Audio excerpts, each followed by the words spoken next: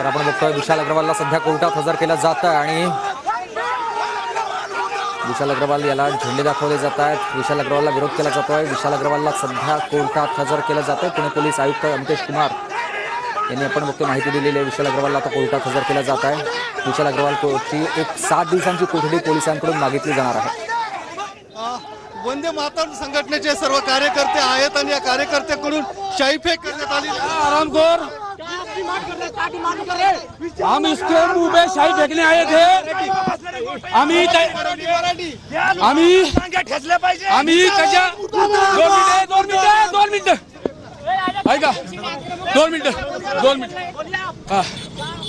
आम्ही वंदे मातरम संघटनेच्या माध्यमातून विशाल अग्रवाल याला मोक्या अंतर्गत अटक केलं पाहिजे।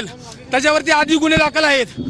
त्याच्या मुलांनी जो केळसवाना प्रकार केलेला आहे, मुलगा सांगून गेला की पार्टी करायला चाललोय, तर त्यांनी गाडी दिली अल्पवयीन मुलाला आणि त्या मुलांनी 2 निष्पाप जीवांचे बळी घेतले।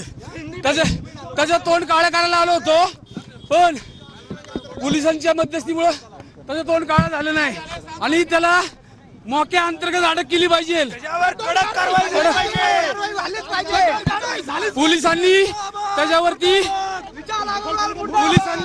त्याच्यावरती कठोर कारवाई केली पाहिजे, ही वंदे मातरम संघटनेची मागणी आहे। तसेच तो ज्या बारमध्ये दारू प्यायला बसला, त्या बारमध्ये त्याच्याबरोबर जे दारू प्यायला बसले ते पण आरोपी आहेत। पण पुण्यात असे अनेक बार आहेत, त्यावर कारवाई सगळ्यांवरती निर्बंध आणले पाहिजेत। 11च्या आतमध्ये बंद झाले पाहिजेत आणि जे आणले गेले आहेत त्यांच्यावर कारवाई झाली पाहिजे। त्यांचे लायसन्स रद्द केले पाहिजेत। छत्रपती शिवरायांच्या जिजाऊंच्या पुण्यात आणि महाराष्ट्राला काळीमा फासणारी गोष्ट आहे। या लोकांवर कारवाई झाली पाहिजे। हमारी मागणी बिगड़े हुए बाप की औलाद को सुधारने के लिए हमने आंदोलन किया है। आज हम वंदे मातरम संगठन से है। भगत सिंह, राजगुरु, सुखदेव, उनकी जी सोच थी, वो सोच के हिसाब से हमने ये आंदोलन किया है। इंक फेंकने की कोशिश किया है विशाल अग्रवाल पे। हमने मुंह काला करना चाहते हैं, उसका मुंह काला करना चाहते हैं। एक मिनिट थांबा, इथं या तुम्ही, इथं या, 1 मिनिट। तर वंदे मातरम संघटनेकडून आपण बघतोय सध्या आंदोलन करण्यात आलेलं आहे। विशाल अग्रवालवर शाईफेक करण्यात आली आहे।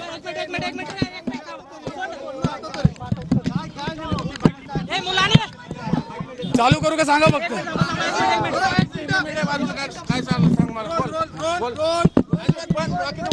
वंदे मातरम संघटनेच्या माध्यमातून हा जो माजुर्डा बिल्डर आहे विशाल अग्रवाल, या अग्रवालला धडा शिकवण्यासाठी वंदे मातरम संघटनेच्या माध्यमातून आज आम्ही त्याला काळीशाही फासायला आलो होतो, पण पोलिसांच्या अतिप्रसंगामुळे तो बचावला गेला। पण त्याचा हल्ला करणं हा आमचा उद्दिष्ट होता। का हल्ला करायचा होता आम्हाला, तर त्याच्या मुलांनी जो प्रकार केला, 2 निष्पाप जीव घेतलेत, त्याचं तोंड काळं करण्यासाठी आम्ही इथं आलो होतो।